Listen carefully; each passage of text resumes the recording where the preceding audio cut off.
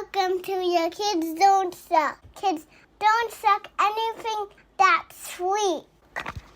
Parenting's hard, you don't know what to do. You're blaming your kids, but it's probably you. You love your kids and that you can trust.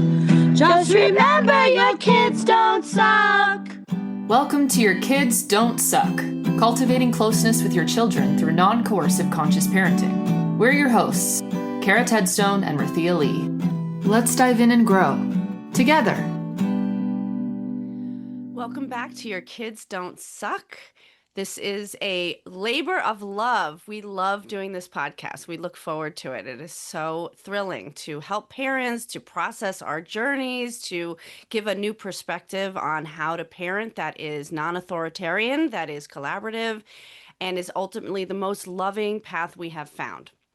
And today we have decided to bring on a parent who is mid-process, who jumped on this approach, this non-coercive approach with her 4 kids and has just been really in it. And her name is Amy, and I know Amy from my support groups. We're going to explore what's happening with Amy right now and her partner and her life and what's it like with all the different aged children and anything else Amy wants to share. So welcome, Amy. Thank you so much. I feel so honored to be here. We're so excited to have you. Amy Niemczyk is a mother of 4 young children and an advocate for non-coercive collaborative parenting.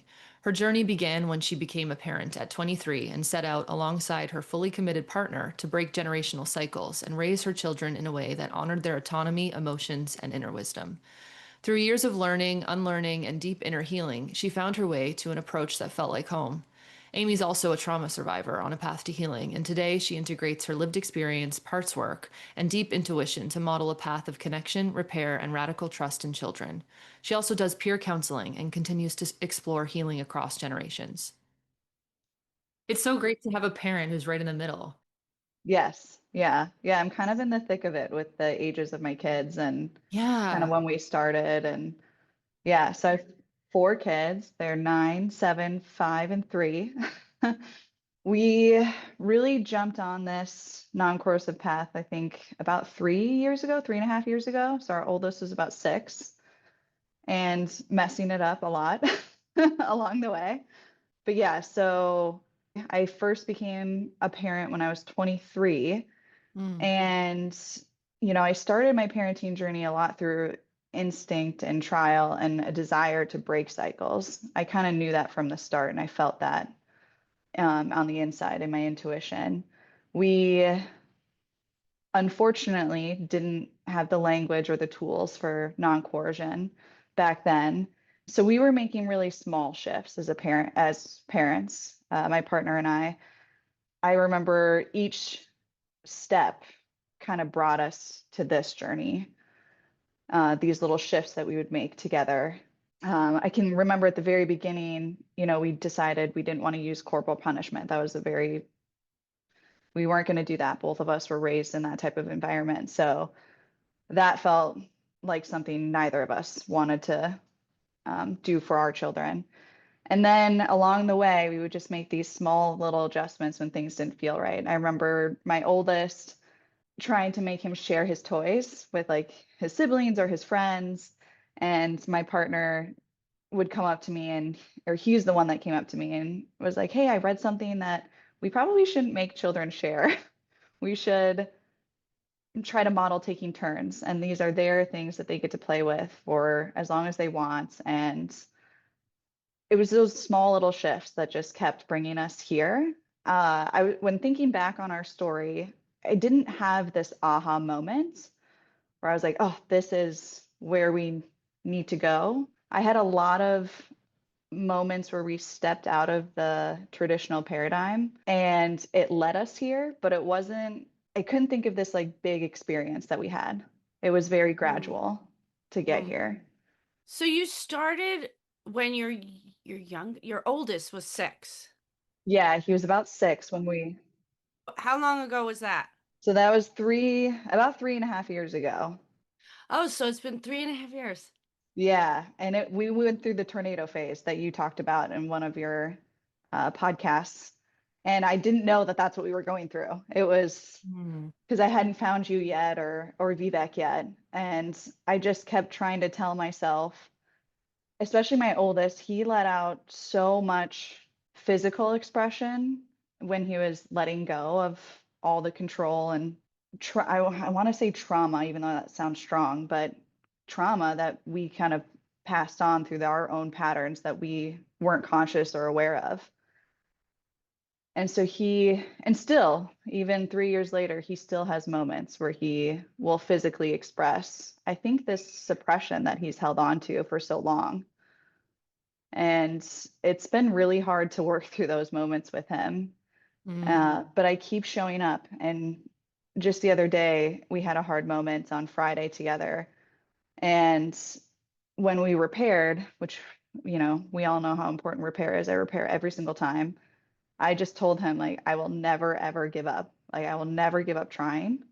It makes me want to cry because it was a beautiful moment with him. And it's true. I will never give up because once you're in this space, you can't turn back. There's no turning back. When you understand the philosophy and then you start embodying it, there's no return. Even when you mess it up. I'm getting choked up also. I also want to explain to people what the tornado phase is. Yeah. So the tornado phase is when, and this is that term was created by Vivek Patel, who is like our mentor. So you're in the trap of all the punishment, control, shaming cycles that we're taught is normal. And then you find this path, or maybe you find gentle parenting, or maybe you find conscious parenting, whatever, and you realize, wow, controlling my kid is hurting all of us. We're getting further apart. This is not what I wanted, and then also the more you control, the more you realize you're going to have to control. I went through that. You're like, if I'm starting now to like, what's the word? Like follow through on my word, you can't do this. Then what am I going to use to make my kid follow my instructions? And you have to figure out, what are you going to use? Oh, it's so sad and scary and tiring and doesn't get you what you really want. But anyway, when you decide, I'm going to stop those things, you start taking your hands out of everything. You stop like correcting all the time and punishing and making your kid do things. It's a tornado phase where everything goes crazy. It's chaos. It's chaos. And you're like, I just said no. My kid isn't listening. What am I going to do? And there's like this period of time where you have to find new tools, you have to find new thinking, you have to recondition your brain, the family has to reorient, everyone's roles have to change. If you're in a couple, that has to that comes up, like, what are we doing? Do we agree? And all of that stuff. So that's the tornado phase. I was just curious, Amy, what it was like for you before you made these shifts. What was it like in your parenting paradigm? Was it more, how would you describe it? More sort of traditionally authoritative? Yeah, I think so. I think I had these moments where I was in alignment with, I would say, non-coercive. I did think of a story when my oldest was about 3. We were gone for the weekend, and I think my husband was working at the time, so I just had him and a baby at the time. And he was going through a biting phase, and specifically, he was biting his cousin.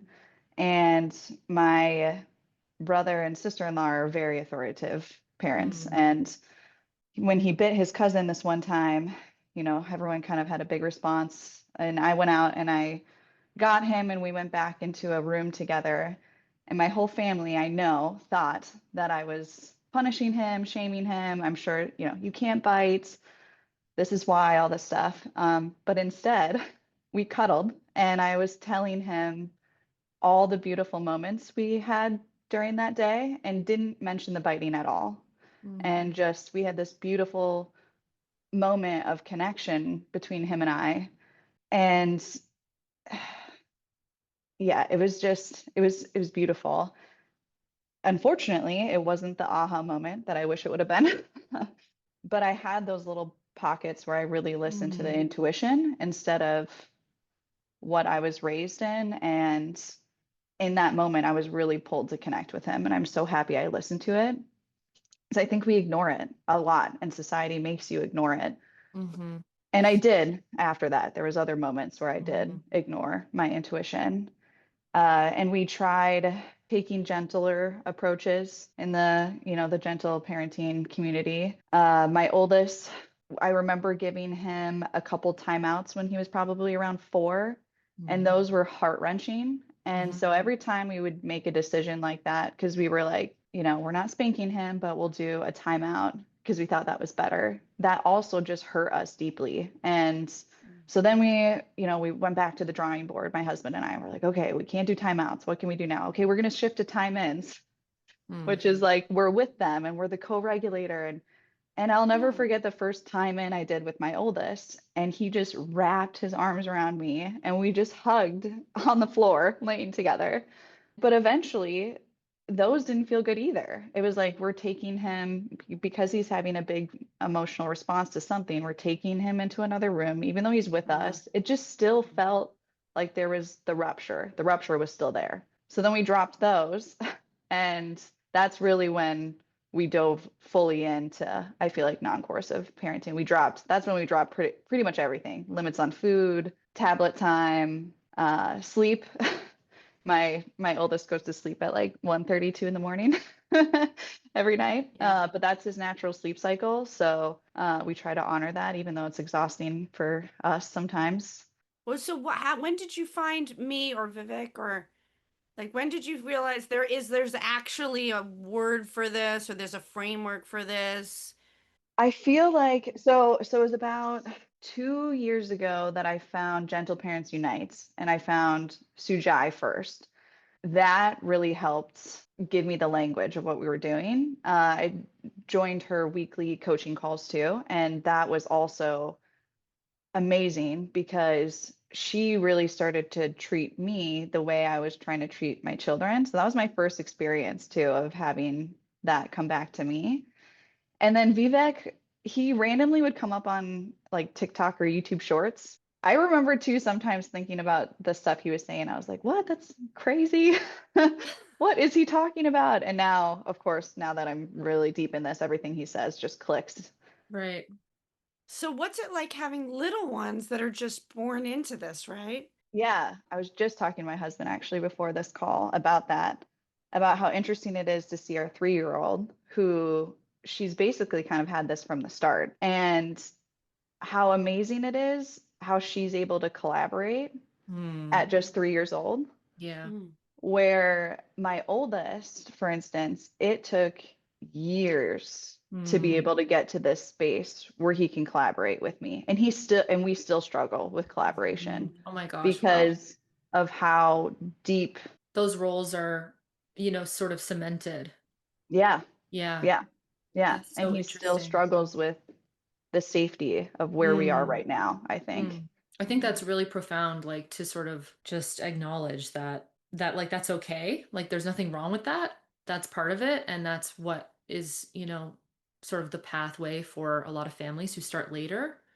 Yeah, And also, that's what that is kind of a reality. Like that's what happens is like it's really hard to trust and it takes a long time. That's why Vivek's always talking about like open up your lens of like the amount of time that you think it should take for something to fall into place. It's like it's a years long process. yeah. I have the same thing with my 3-year-old. We've been doing this since birth, and she actually yesterday was with a couple kids and they were fighting over toys, and she went over, and they're her age too. She went over and she was like, "Why don't we play with it this way?" and turned it into a game.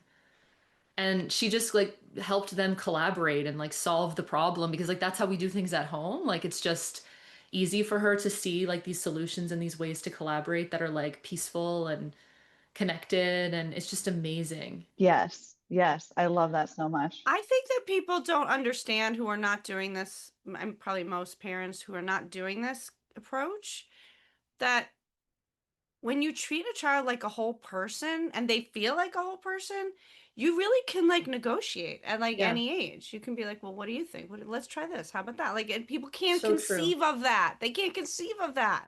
Right, because I always hear people in the back of my mind, like, what do you do about things like bedtime, things like TV, things like junk food, like when it comes time? Like, well, there has to be a point, right, where you turn off the TV and it's like, well, when you just kind of have collaboration built in, everything is a collaboration. Hmm. that's how you do things. It's constant. It's constant negotiation. It's constant collaboration. It's never my way or the highway, it just isn't. So it's like I don't get to actually just turn the TV off. That's just not what we would do. The capacity that kids have, though, to be able to do that, I think is really lost on a lot of adults. They don't think they can, that they actually can come up with solutions that work for everybody. But Hmm. you have to go through that process of trial and error and figuring out and losing your mind a little bit and having a lot of patience and feeling frustrated and maybe being late sometimes, to actually get to that point. But it's so true what you're saying. Like your 3-year-old can absolutely, like the capacity they have for collaboration is unbelievable. Yeah, it really is. It's so profound. It is. I remember in the tornado phase too, I had a lot of thoughts where I thought this was impossible with 4 kids. I Mm-hmm. was like, this is absolutely impossible. I understand it. I'm embodying it most of the time, but this is impossible. How am I supposed to do this with 4 kids? Like, I Mm-hmm. remember thinking at one point, oh, if I only had 1 or 2, I would be rocking this right now. I'd be doing so good. I would still be messing it up if I had 1 or 2, but that was the tornado phase. And now we're at this phase where we still struggle. We still have hard moments for sure, but it's so much better. It is Mm-hmm. so much better. And the collaboration part is not only just between me and my children, it's between each other as well. They Mm-hmm. collaborate with each Mm. other, which is so beautiful to see them do that. That is amazing. Will you tell me more? I want to hear more. What does that look like? Yeah. Can you think of an example?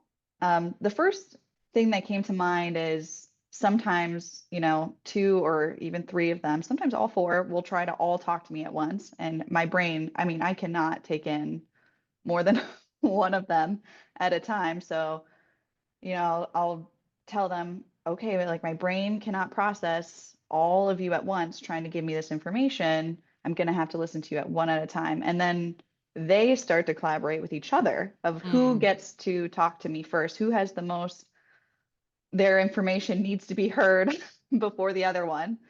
And then yeah, then they decide, okay, you get to go first, but then I get to go after you. And then and if I forget what I'm saying, mama, make sure to check in with me. And so it's just this process that we've all created together of Mm. all working together. And I mean, it took so much work, but we're there, and Yeah. it's the most beautiful process that we all get to live together. I feel like I get such a sense of ease. Like, obviously, having young children is chaotic, and then the more you have, it's chaotic. It's so busy, it's so demanding. Your needs, I mean, there's just no time in the day, right, to get everything you need to get done. Yeah. But the way that you describe that is that, like, the chaos is still there. It's still difficult, it's still challenging, and it's still busy. But you have a flow and a system that allows you all to feel heard, which is a game changer. Because if it was Yes. just you snapping and, everybody's dysregulated all the time, I mean, and you didn't have that sort of relational dynamic, it would be so difficult to just get through the day every day. It would be so much harder. And it was when we were in that space before. I feel like I was stressed out all the time. Yeah, because everybody asks us about like having more than one kid. People find it like, wow, how could you possibly do this with 4? But the way that you're describing it is like that's what you get. That's the payoff. Yeah. It becomes much more functional. Yes. But I guess the Yeah. tornado phase must have been also really taxing too. I guess maybe people worry about that, right? How could I possibly let go of the structure, let go of the rhythm and the routine and the expectations, because then it's disarray and, chaos and yeah, I can totally see that why people would be terrified. You get these moments though that give you the glimpse of the light that's there. And I think we've talked about that in the support group of writing down these little moments so you don't forget them, which I have. And I think that's an important part in the tornado phase is writing down the moments of connection that are real and you can feel it. Hmm. That was one thing I was thinking about the other day of I never thought I could actually feel the energy of love until I was in this space connecting with my children. A lot of the time it's in the moments of repair, but I really feel this like energetic flow of love between me and them. that I have never felt before. Mm. Yeah, I did this whole thing different than some people. Some people do it gradually, but I was studying for like 2 years, and then I said, tomorrow I'm starting with no limits or boundaries. I'm taking off all the controls. I decided like on one day to do it. And on that day, when I took her out to buy candy, we went and got her whatever she wanted. I felt that flow of love in a completely different way than I had felt before. It was dramatic for me. It makes me want to cry. I felt joy. Yeah. I felt a joy. Like we were together in a joyful space that I had not felt before, because when you have to control, it's immediate separation. It just Mhm. is. When you're in that role where you Mhm. have all the power and you're controlling, yeah, it's like a wall, even though you love your child so much and you think you're doing it because you're trying to help them. You've convinced I need to control them. That's what parenting is. You think it's what you're supposed to do. So it's like so amazing when you get told that you could stop, even though nobody knows how to do that. That's why we do this podcast.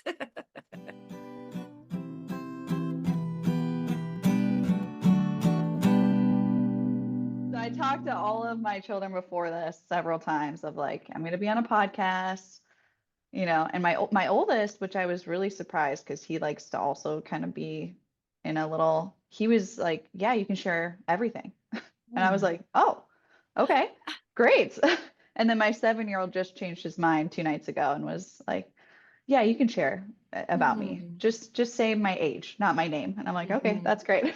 Wow. But my 5-year-old is very adamant about do Okay. not share anything about me, which hurts because I'm like, oh, we've had these beautiful stories that would be so helpful. So I feel like one day, hopefully, he'll let me share, some stories about him. But for my 7-year-old, when we took off, because screen time, I feel like is a big thing in this, Mhm. right, especially right now. I took all the iPads away for like a year and a half.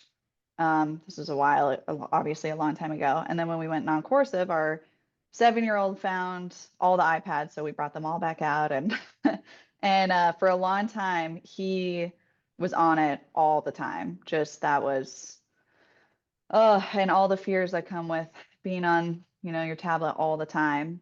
And now, 3 years later, he just told me 2 days ago he thinks he has such a great balance with screen time, which I agree with him. He does. Sometimes he'll wake up and he'll go on his iPad for just a little bit before we go downstairs, and then he turns it off when we go downstairs, and then sometimes we'll have it a little bit before bedtime, but that's it. I mean, and Wow. I know. uh and but it took a lot to get there. I had to really let go when he was on it for just hours and hours and hours. And I have this fear of, oh my gosh, I'm Mhm. being such a bad mom by not, telling him to get off and go do something else, and, but giving him the space to figure it out on his own was just amazing for him to be able to, what feels good for him. That is a big one. That's very important. That's That's a very huge important. one. Let's not go past that too quickly, because There's so much to say. yeah, because also when kids are working on their autonomy, when they're like, really, do I really have my own autonomy? Usually they use screens to assert their autonomy.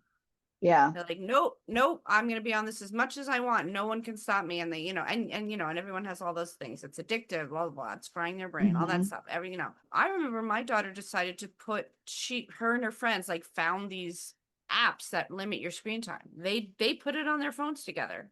They decided that they thought they were on it too much and that they thought they were addicted, and they put the screen time limits on it. Hmm. So when it's actually coming from your child, Mhm. it's a completely different thing than if you're enforcing it. Well, and they're able to collaborate. That's the best. I'm like, hey, do you want to go outside and play? And oh, 5 more minutes, or I'm going to finish this episode and then we can go Mhm. outside. And they do. They put it Yeah. down. Yeah. It's not, oh, I want to do one more episode. Oh, no, they really are in this collaboration space. Wow.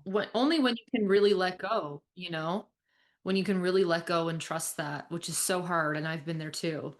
But I find the same. I mean, my 3-year-old, like, will literally, she can turn it off with the Google speaker. So I'll say, okay, you can turn off the TV whenever you're done and we'll do our thing. And, she'll be bored. She'll be like, okay, hey, Google, turn off the TV. And then she'll come and find me and we'll do whatever. And it's like, God, I'm so grateful that it's not a battle. Like, I can't. Hmm.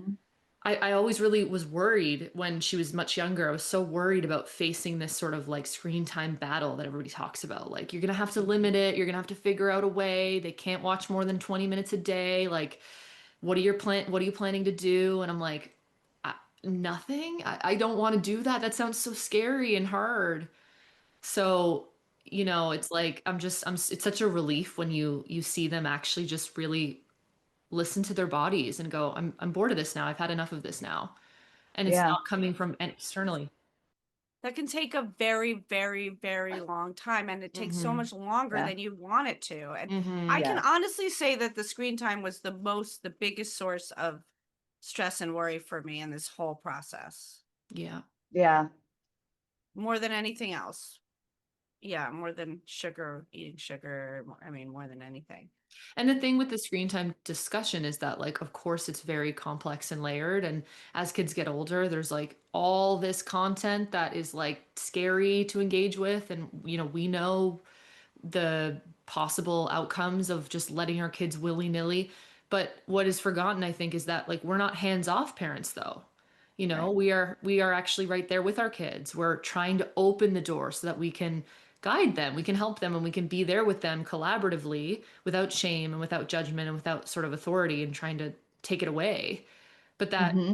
will help them make good decisions too. It's not like we're just letting them, close the door, do whatever you want to do.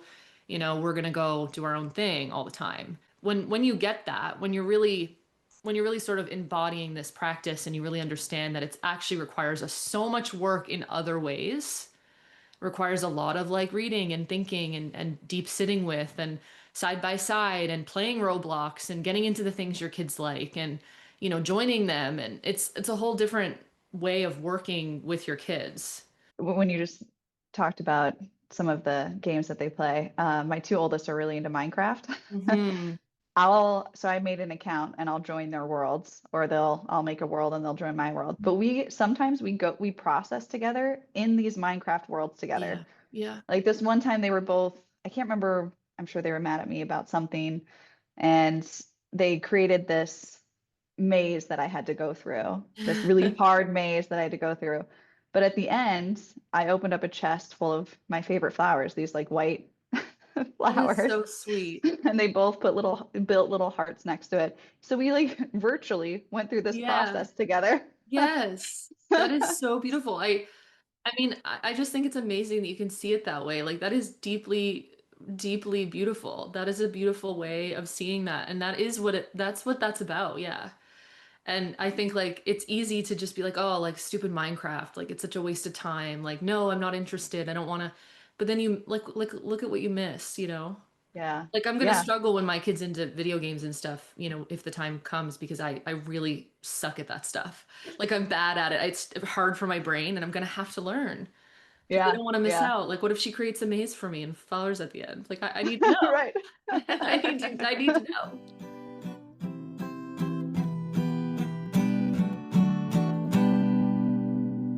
So one thing that's been helpful for me is reframing language, just even in little ways, like, instead of using aggression or something, we use, a physical process, or, they're getting their anger out in a physical way. Mm.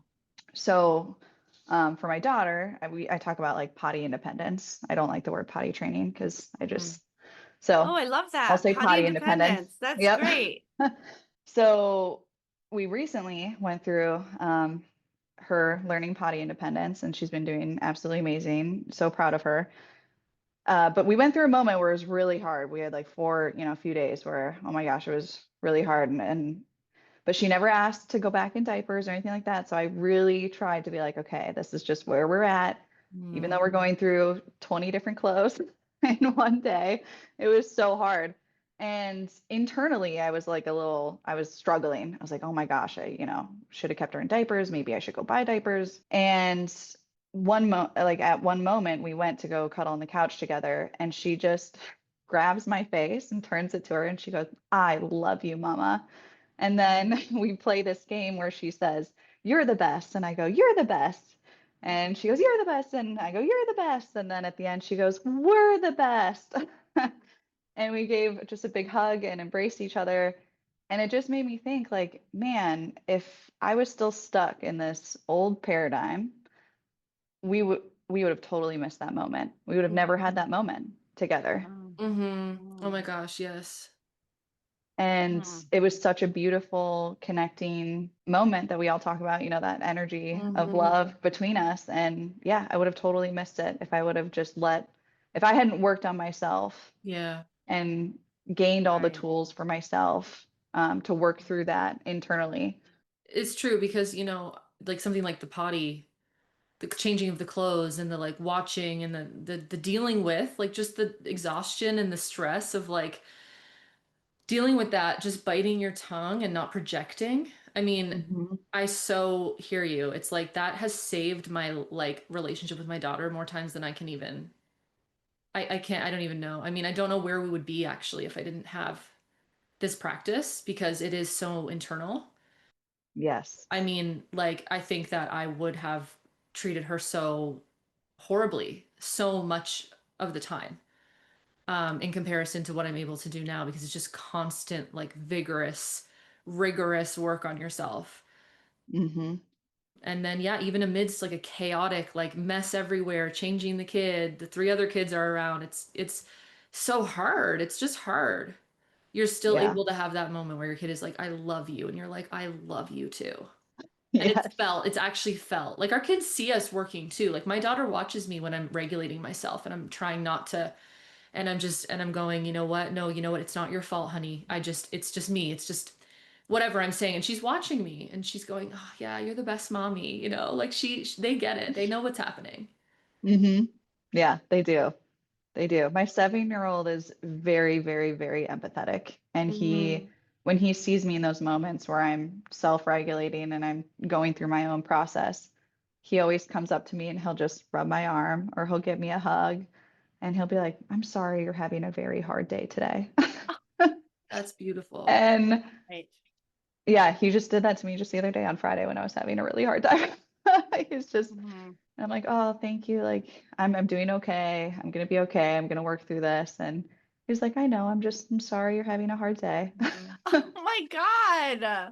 That's amazing. Yeah.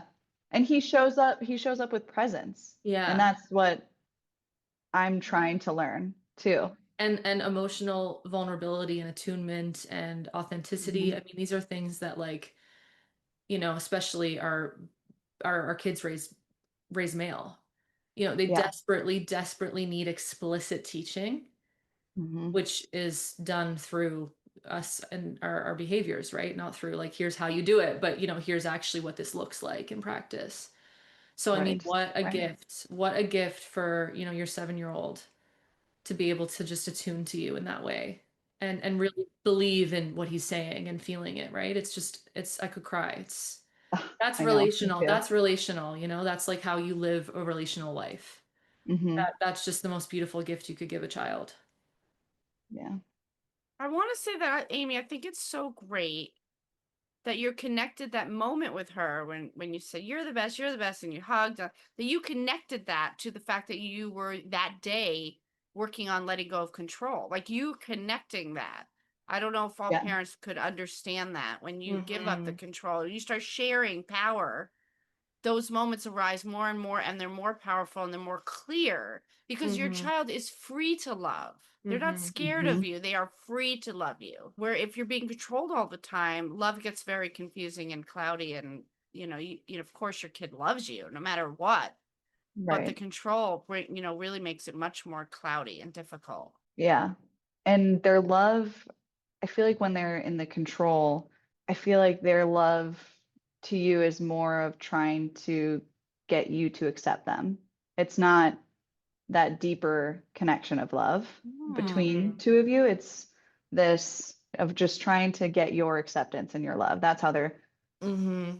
they can't survive without you. They can't, Right. where we're near in this space, it's Right. The people pleasing, Yeah. yes, the yeah, mommy, daddy, parent pleasing. It's needing approval. they need the approval to get love and to feel safe. Yeah. And that's the issue with the whole behaviorism lens. It's like, if you see your child as needing to mold their behavior to feel okay, then and feel like that's how you have to do this work as a parent, then inevitably that is lost because that will be felt by your child. So you have to let go of that to be able to, like, as a very first sort of step, it's like, okay, we're gonna let go of training, our kids into behaving for us. We are gonna meet them where they're at instead. Right. And Yeah. some of our children have huge challenges. Huge. Huge Yeah. emotional, physical, psychological challenges. It's not like it's all rosy or anything. It's like you have to meet them at their place of incredible dysregulation and pain and acting out and whatever. I mean, yeah, it's like parent becoming the, I don't know, the real witness. Right, like awakening to just like the depth of one's humanity. All the things people really do go through. You have to be open to that. Oh my God, it's so intense. It's so It really is. Yeah, I've just been realizing my daughter's 13. She's interfacing with 7th graders who are basically evil. She's interfacing with meanness. She's really having to figure out cruelty and meanness. And me and my partner were talking, and we're like, she has to interface with this. Stop trying. We have to stop trying to keep her from all the mean people. She actually has to work through this herself. Yeah, it's so She has painful. to feel cruelty and figure out how to navigate herself in that. We can help her. We can talk about it, but we can't do it for her, and we can't keep her from all the mean people. God, I want to so badly. Oh, I know. I want to be like, don't be friends with that person. They're really Yeah. mean to you. I can't do that because when I do that, then she won't talk to me about it anymore. Once I judge her friend, then she's like, fine, I'm not talking to you about that friend anymore. So I have to just be open and be like, tell me more. I can't be like, fuck that kid, I really want to say that. I'm like, kick that kid out. Yeah. But no, but she has to do this. And this is just one example of the millions of things our kids have to experience through living. Right. Right. We can't punish them out of that. We No, can't control them out you of that. can't. And if you try, you just make it so much harder for them and you. Right. That kind of reminds me of what I really one of the things I wanted to talk about, which was sibling struggles. I don't call it fighting, I call it struggles. Another reframe. Right. That was a huge thing for me in this process. It was really hard for me to handle all the sibling struggles that they have. I mean, they struggle every day. There's a struggle. So, and I kept thinking, what do I need to do to fix all these struggles where we just live in this peaceful, kumbaya every day, which we have moments of that. We do. We have lots of moments of that, but we also have sibling struggles every single day. And when I finally started to learn how to show up as a witness instead of the person that's going to, fix the struggle, is when I really started to see them grow together. I did have a really profound moment with my two oldest. They went through a phase where they would rip up each other's like pictures or something, or, break their Lego set or whatever it was when they were mad at each other. And something in my intuition in that moment told me to not intervene and to really just, unless they started to physically start to, express themselves, I wasn't going to step in. And so I just let them, rip each other's pictures up. And then they kind of went through this big process together. And then at the end, they're both sobbing because, pictures were ripped up. And then they moved into repair a while later together, and they were trying to tape pictures back together for each other. One of them offered to draw the same picture that he ripped up from the other one. And then later they both came up to me and told me that they wanted me to step in and intervene next time. Which is funny because I'm sitting here, I'm like, oh, this is hard and intense, but they have not ripped each other's pictures since that happened. That's amazing. Which is crazy Wow. to me. Yeah. Oh my gosh. Can you imagine had you intervened and it just kept happening and you kept intervening and it would just be this cycle that like you'd be like pulling your hair out? Yeah. Yeah, exactly. I guess I wonder, because we do get a lot of people who are like, what do we do about sibling struggles? Yes. Yeah. What would you say to parents who are like really struggling with that, like letting go or just sitting back or being a witness, like you said, versus trying to fix it or stop it? I think what I've learned a lot throughout this process is really not trying to like fix it. I always got stuck thinking I have to fix it, I have to fix it.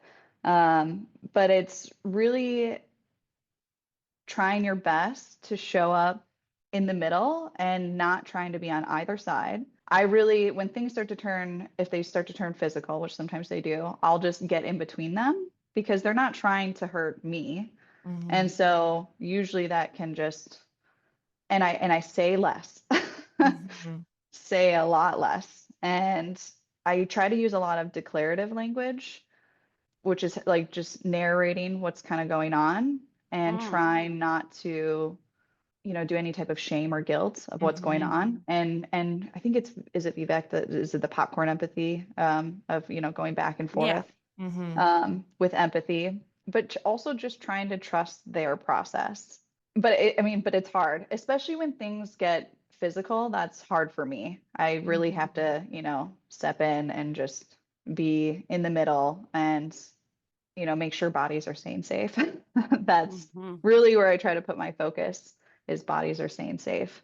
But I try to reframe it in a way that they have so much practice on learning communication, conflict resolution, yeah, Mm-hmm. and empathy and collaboration. They have so many moments Yeah. every single day to practice Right. this. Right. Like this is an opportunity.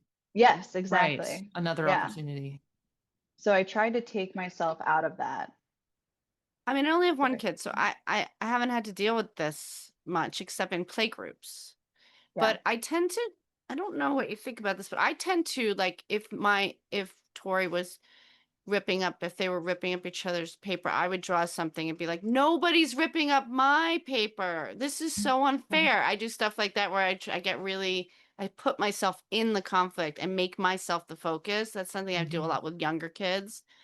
I'll be Yeah. like, no one's hitting me. And then I'll grab a pillow and then they have to hit I'll be like, Yes. no Yeah. one's Yeah. yelling at Play. me.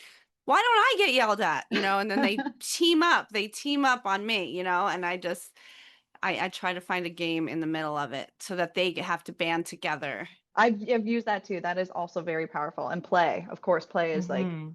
I remember this one time they were all having a big struggle and we ended up turning it into a bear game. And I was this big bear chasing them around the house. And the couches were these safe places that they could jump up on. And it was so fun. And we played it for like hours and hours. And then they wanted to play it again the next day. And Yeah, right. And then they're all in the same team trying to get away from you. yes. Yep. Mm-hmm. Yep. Exactly. Yeah. That's definitely a very powerful tool.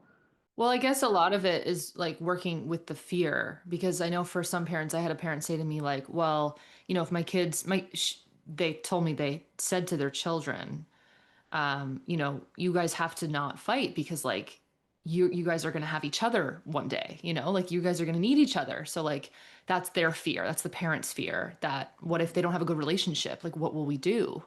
We can't control that. So now's the time, I guess. I need to intervene. I need to make them get along. And to work with that fear, I think is necessary versus sort of just like letting it lead you. So you Mhm. must have had to do some internal work on that fear of, trusting the process that your children can actually move through a lot of these things on their own. Yeah. And I've had moments where I've really struggled with that, where you think about the future. You're like, oh man, there was a time where my two oldest were really having a hard time together. They were having lots and lots of struggles. And for a long time, for a few weeks, and I was terrified that they were going to be these adults that just couldn't stand each other. And later on, we came to find out my oldest, when he was able to finally find the words to what he was feeling, he felt like he wasn't spending enough quality time with his brother. Hmm. Uh, and so he kept saying, oh, he's always on his iPad and I don't get to spend time with him anymore. And so that's what they were struggling with for weeks was they needed that quality connection with each other. Right. There's an unmet need. Yeah. And so then Right. they were able to reconnect. That's so fascinating because that's what happens Yeah. with parents also. Like they act Mhm. out or act up, or I don't know what the word is, act in because they actually just want connection, you Mhm. know? Right. Yeah. Yeah. Also, I love this whole idea that like loving our kids, showing up with empathy is not doing nothing. You know, I was thinking Mhm. about Right. your very Yeah. first example where your 3-year-old at the time bit and you brought him in the room and you held him and connected with him. That's Hmm. not doing nothing about his biting. Right. Right. Yeah. That's meeting a need. Yeah, because people would listen and they go, but you have to tell him that he can't Mhm. bite and that biting's not okay. Blah, blah, blah. Meanwhile, he'll have this memory of biting and then this huge love. Right. You know, Oh, that's not doing nothing. yeah. Right. It's a loving intervention. I mean, it's a loving intervention. It's intervening with kindness and love. Right. One of my kids was going through months and months of pinching me, and they would pinch me every single day, multiple times a day, whenever they felt frustrated or, any emotion that, and he would pinch me right under here, like in a very sensitive part of my arm. Sometimes he would twist. I mean, oh my gosh, it would Mm. hurt so bad. And I tried redirecting him. Oh, pinch this. Pinching is fun. Pinch the pillow.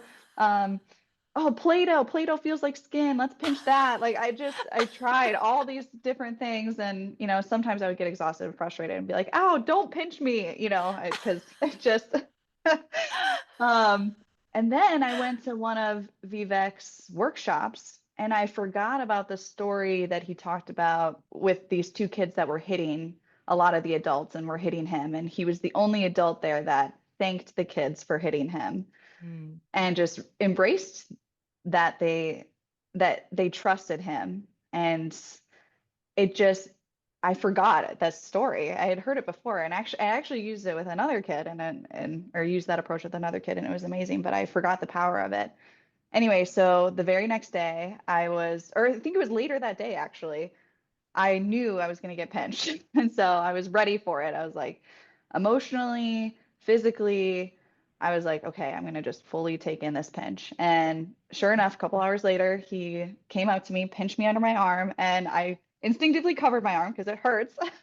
And instead, I just said, thank you. And he looked at me and he was like, what did you just say to me? And I was like, thank you so much for pinching me. And he just looks at me and says, why did you say that? And I said, because I'm really happy that you trust me with how you're feeling. Thank you so much for pinching me. And he just goes, you're welcome, and runs off. And but for, gosh, several days. I mean, he didn't pinch me again for, I want to say it was a few weeks when he finally pinched me again. Actually, no, I think it was like a month almost. It was so Wow. long that he didn't pinch me.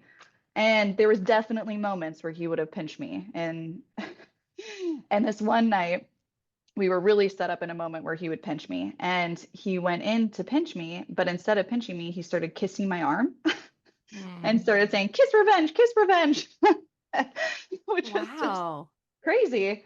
And he has pinched me since that. He's pinched me maybe 3 times, which is, I Okay. mean, going from multiple times every single day to 3 times in the past couple months is pretty good. And one time he pinched me, and I just said, thank you for pinching me. And he goes, I knew you'd say that. And uh, so then he actually ended up hitting me after, and then he hit me. But I thanked him again. I was like, thank you so much. And I think in that moment, I was grateful for, I think it was Vivek who says they're not testing your boundaries, they're testing your love. And I Mhm. think in that moment, it was one of those, okay, I knew you were going to thank me for pinching you, but are you going to thank me for hitting you too? Like he was really, Right. and I did. And Wow. I just think that like what you said, I'm still showing up through this connection, and that's what is driving our relationship for change. Because he doesn't want to pinch me, he doesn't want to hit me.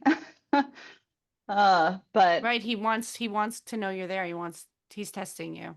right, Your exactly. love. Testing my Yeah. love. Yeah, Amy posted this on the Facebook group, I and did. I had a big aha because my daughter keeps kicking me out of her room, and it's triggering me so much. It's triggering me so much. I forgot that I have to go back to thanking her. I've completely lost it. But for a Mm. while, so she would ask me for something. I'd go in her room, and then she'd go, "Get out of my room," or she'd go, "Please leave," or she'd go, "You can leave now." She has like 7 Mm. ways of kicking me out of her room, and every single one of them triggers me. Feel so rejected and hurt, and all my stuff is up. So when I read Amy's post, I was like, oh, I have to thank her for kicking me out of her room. And then all of a sudden I realized, wow, she's testing out her boundaries too.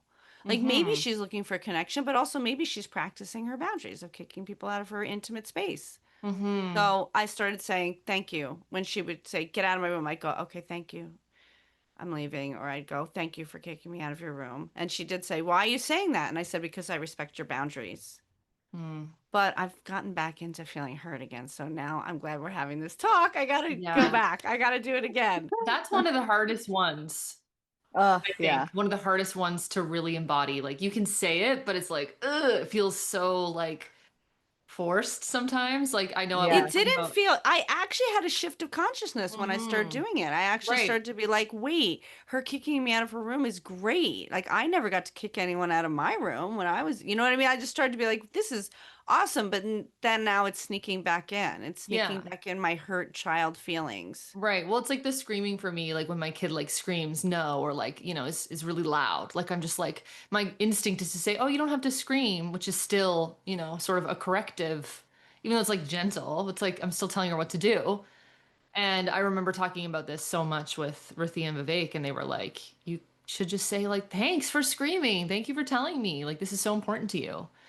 I find it so hard to like keep doing it though. Like I'll slip back Yes. into Yeah. my, Yep. Yes, I'm Yeah. flipped back in. yeah, But the yeah, thing is, when you really decide, I'm going to do this and I'm going to say thank you and I'm going to mean it, like when you yeah. do that, you start to look forward to them doing the thing. That's what's so Yeah. crazy. You're like, Yeah. okay, I can't wait till she kicks me out of a room so I could really, really feel thank you for kicking me out. In fact, right So now I'm true. having that thought like, oh, right, I'm going to go back to enjoy, like excited to give her that feedback. And it like makes me look forward to it. Yeah. Yeah, and it changes the energy. I hope she kicks me Totally. out of her room today so I Yeah. can say it. Yeah. It's so against the grain talking about it. Like it's so opposite Probably with one of the the ones that people would like read online. Like probably one of the ones where like when you're new to this and you see Vivek and he's telling that, you're like, what the hell is this guy talking about? Yeah, yes. you're like, What are that's you Yeah. talking Yeah. about? insane. What are you gonna thank you for spitting on me? Like what? It took me a long time to get here.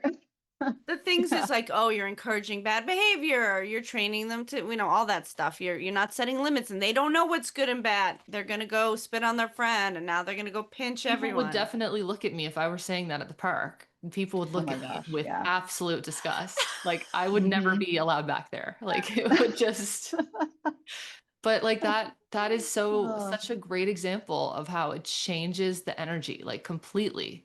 Like he yeah. got from you that affirmation that was really in that moment of your most like here's like this torture moment for me. I'm Hmm. still here. You know what? Thank you. I'm still with you. Yeah. Mm, What if we could all do that, What if we could all get that in response? Like Yeah. imagine in a partnership, right? Like if you Hmm. could apply yeah. that to your partner, then you would Hmm. be getting that sort of like unconditional positive regard, that unconditional I'm here, even though you just yelled in my face. I'm still here. Yeah. That de-escalates everybody, right? So Amy, you must have some sort of non-coercive dynamic between you and your partner too, I imagine, to be able to do this. Yes. Yeah. I'm so grateful that I have a partner who is in this with me and wants to grow just as much as I do. Yeah. He works a lot. He's currently a medical resident in his last year. So I did want to mention about 2 years ago, we ended up hiring on. I did this by myself for about a year and a half. And then, my husband works 60 to 90-hour weeks. One Whoa. time he worked almost 100. And that's when I decided we needed to hire on some part-time help. So I am very privileged where I have part-time help who also is in this space as well, which is really important. But my partner in particular, like we, the way we've grown as a couple is it's almost indescribable how we're able to show up for each other. I love that he can model for me because I have a perfectionist part that just comes out, and it's, really hard on myself, where he's really good about showing up when I make mistakes or he makes mistakes, knowing that we're all human, we make Mm. mistakes, and you're an amazing person still, Mhm. and you always will be. Doing this mindset shift with our kids is not an intellectual thing. I mean, it is important to know how it works. What does it look like? What are the thoughts? Like, how do you come out of oppressive thinking? That is a whole study. But then there's your process, and like that's constant and ongoing. And when parents don't have a process, you can't do this. You can't do what we're talking about. It's not possible. That's so true. Yeah. How do you keep yourself open, loving, and flexible with your kids? Like, what are your practices? Because I know you do parts work.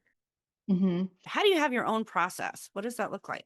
First, I sought out like a lot of support. I think, I went to therapy for a while. I found another therapist who's so great. She's amazing. She's also in this space because my first therapist, I couldn't talk to her about kid stuff because we just were not aligned. And then I had to gain a lot. I feel like I've had to gain a lot of tools along the way that I never had growing up.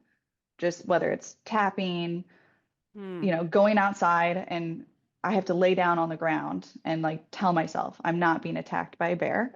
You're here, you're safe. Um, and using what tool in that moment works for me. And it changes, it's not always the same. And then I think besides practice, so much practice in this space, what really kind of clicked with me was turning this philosophy inward. So I feel like one of the hardest parts for this journey for me was applying this philosophy to myself. So, changing that inner dialogue, honoring my own needs, and unlearning the really harsh critic and parts that are inside myself. So, and that's been like the most powerful transformation, is extending the non-coercive, Mhm. compassionate parenting to my inner world, which has helped me embody this path even more fully. And it's what makes this philosophy like a deep act of self-love. Mm. Is I think that was the last part that took me a long time to finally bring it all together, and accepting that I'm not perfect. So hearing people in this space make mistakes has helped me, because then I'm not at home thinking I'm doing this all wrong because I'm making these mistakes. That's perfectly said. Mhm. Amy, you're awesome. You're so beautiful. Your love is just shining out, and you're so articulate and just very clear, and you have so much to add to this conversation. Yeah. Oh, Thank you so much for your yeah, time thank and you. energy. Yeah, I thank you so appreciate much, this so Amy. much. Oh, all right. Bye. Bye, Amy. Bye.